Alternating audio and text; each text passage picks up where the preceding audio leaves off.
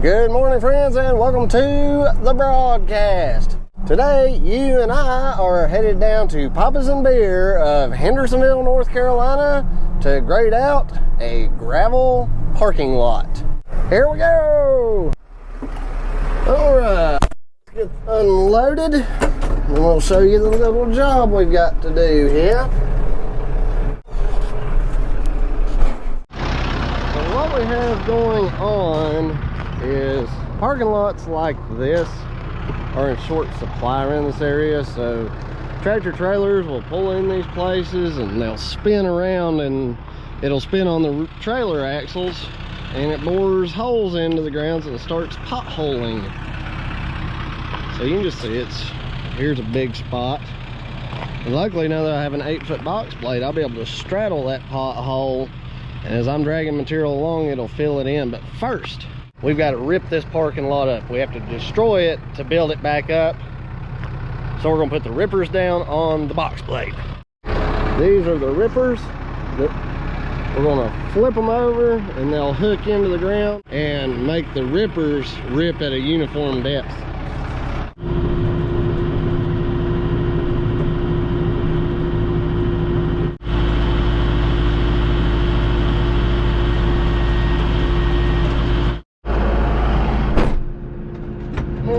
Back up so we don't leave any spots uncut.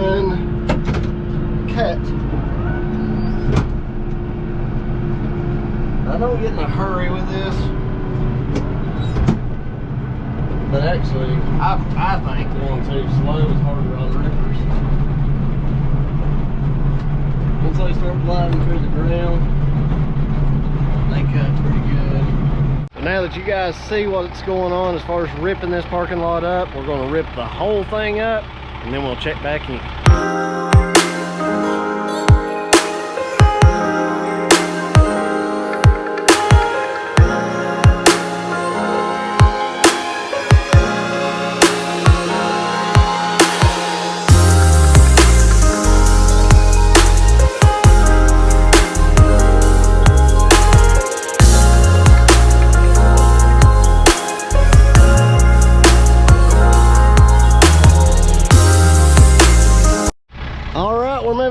I just want to show you guys, I left this up kind of exaggerated just to give you an idea.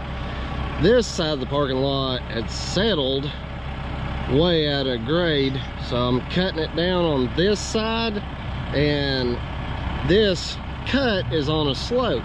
Well, now I can level my box blade up with the tractor and overlap about halfway, and every time I make a pull, it's going to rip the ground, but it's also going to collect material on this higher side and encourage it to move through the box blade this way. This side won't pick material up because it's not cutting the ground on this side. So this material is going to build up. If it builds up so much and it quits sliding, I'm going to take the tractor and you'll see me turn, and I'll make J-shaped movements, moving material towards the center of the parking lot, and that way, like a giant road, this whole parking lot will be crowned both ways to get water to shed off to the sides and make it last longer. So let's continue on.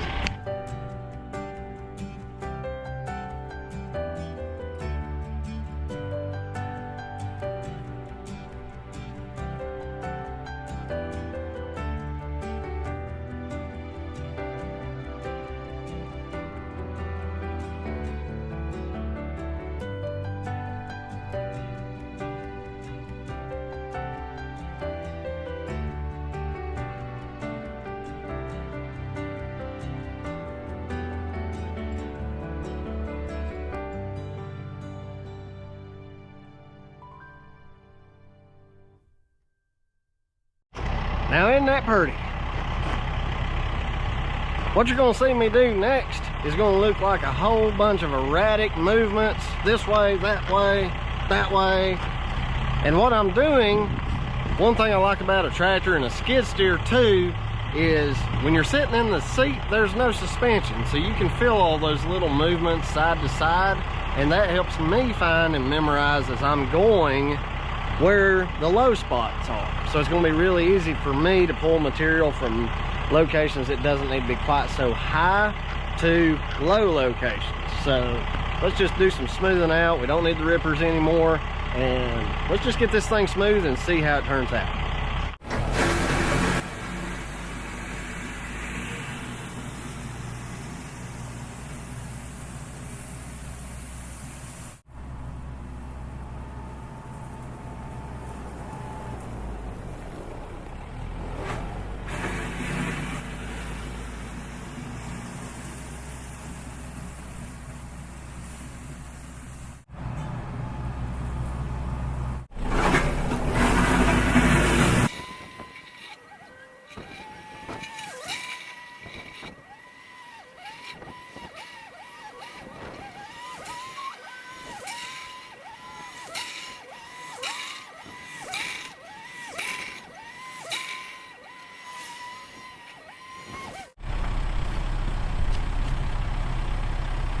I am very happy with how that turned out. Now I'm going to put my loader down flat and I'm going to back drag this parking lot. That will help kindly recompact it. But as flat as this parking lot is, and 1 or 2 days of customer traffic, this parking area will be recompacted quite nicely.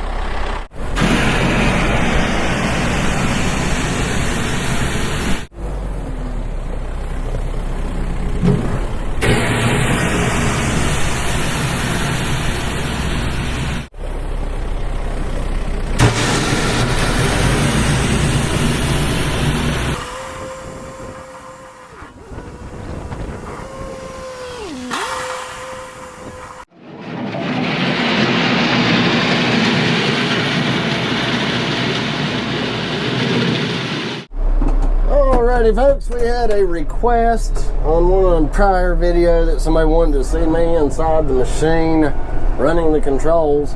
So this is a good situation for me to show you guys. I can feel when I'm sitting flat in the seat going out through here, I've got a little bit more pressure on the left side of my hind end than the right side. So I know that I'm tilted a little bit this way, but let me just show you guys how that's helpful. As I was pulling across through here, I don't know if you guys can see it, but I'm actually tilting this way now. So what I've got to do is find a spot over here where I feel back over to the left again, right here, and I can drop my box blade and push material from here where it's too high up to the other side. So what we're going to do is get lined up. And I'm not going to dig in, I'm going to just push. I am going to put my draft control down so the box blade will dig in a little bit. Now as I get close, I'm going to start lifting that blade up ever so slightly so it starts depositing material in that low area.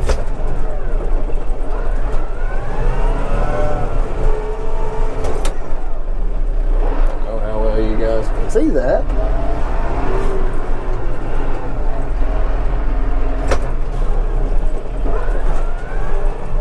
It doesn't have to be a lot of material most of the time. Just a little bit of a collection will usually do the job. And yes, I have a top cylinder on my top link, so I can tilt that bucket without having to get out. And believe me, it's worth every penny. And I'm making J shapes here. See, I'm going along here and then I'm going to turn and push that material toward the middle of the parking lot. Easy, easy. And two, I'm not doing like a super fine grade here. So if I was doing it to where I couldn't see the grade or feel it in the cab, I would have to have a laser. You'll see this road ball is getting stirred up really good as I work this area. Now I'm starting to feel the tractor not tilt as much when I go toward that center portion, so I'm going to start making less aggressive J shapes to even this ground out. Make it nice and smooth.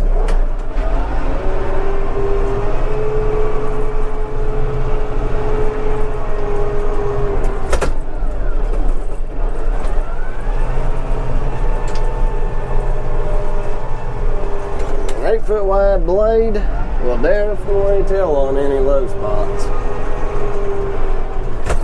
And that's another reason that I grade in all different angles.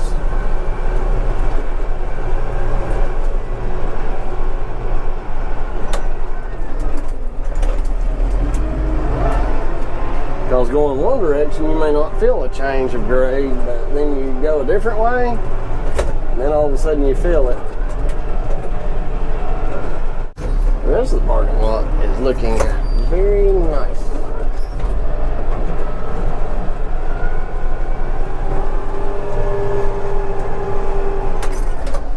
Now, you know what we need to do. We're just going to back drag it with the loader, and I've got a float control on this tractor. What I've got is the bottom of my bucket completely flat, so if it hits any high spots with the back side of that bucket, it'll catch that loose higher material and pull it until it comes to a low spot, and that material will just fall right in.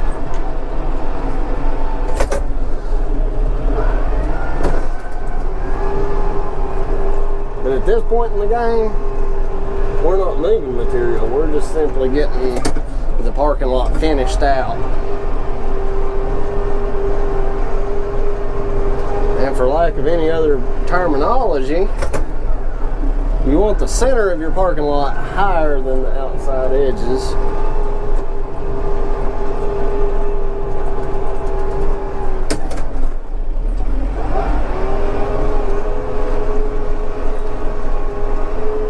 And to me, the faster you move, the cleaner it makes your, now see, I'm so close to being on grade here, I don't want to pull it, because if I pull any material from one side to the other, it's going to cause me to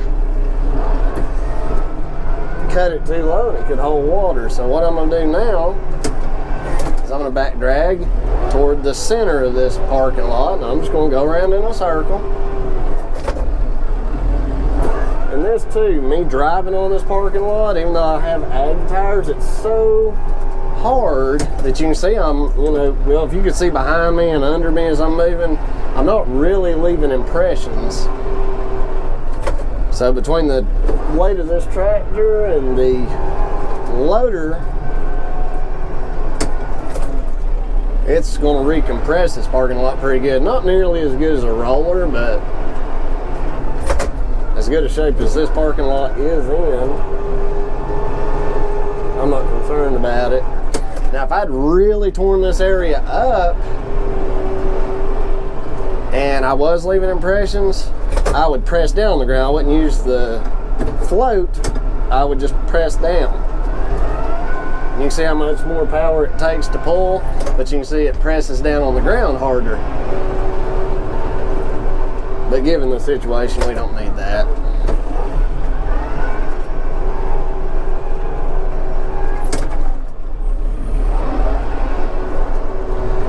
I'm telling you, when it comes to tractors, Kubota is where it's at as far as what you're going to spend and what you get.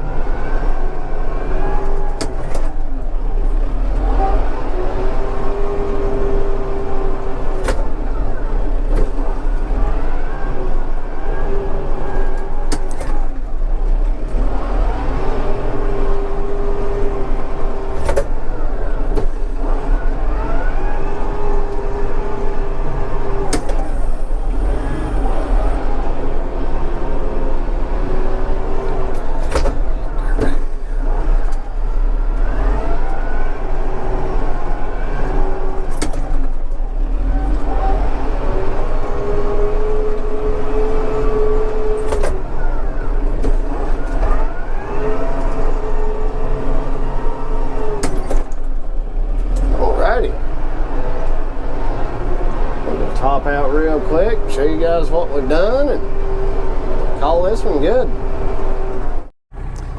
I think that turned out quite nice. Oh yeah.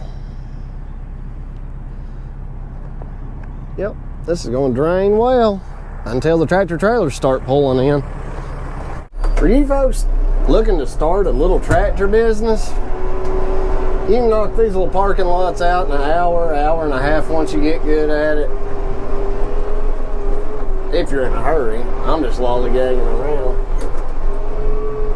I don't get in hurries.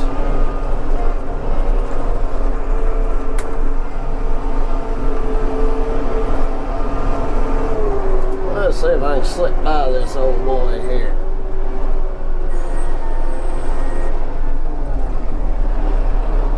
I think I can. Maybe I can. I want to take his fender or my trailer one out. It's only about an 8-foot wide box blade. You will hit some stuff if you ain't careful.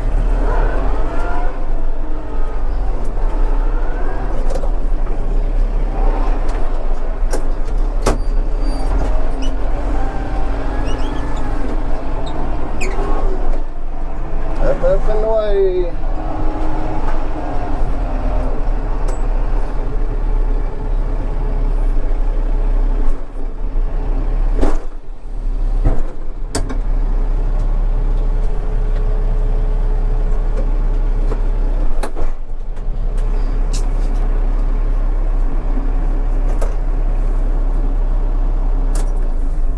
Man, I love jobs like that. You get in, get the job done, get paid, head out to the next one. I guess we were there, what, like an hour and a half, something like that?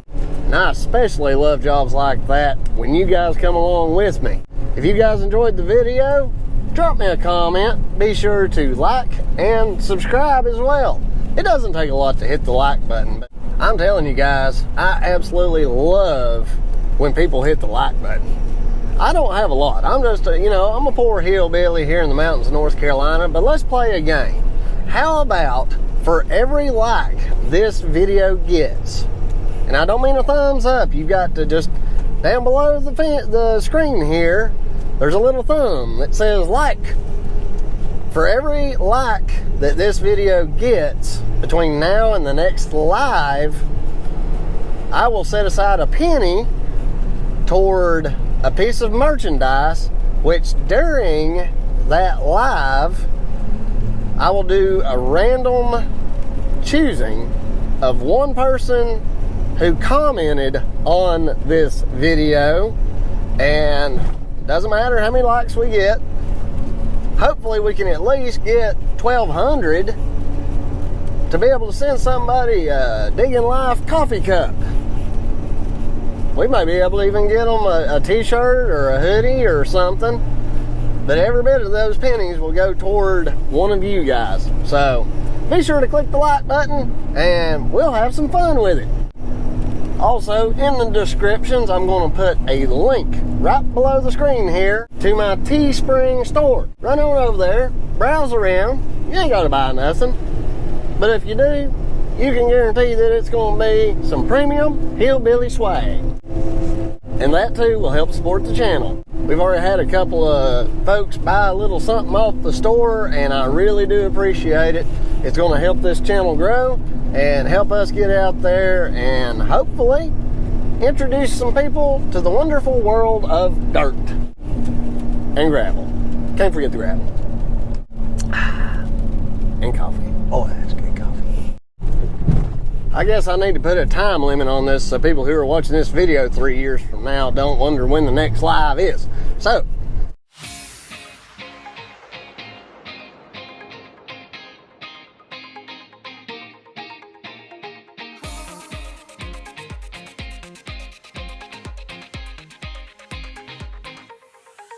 Bye.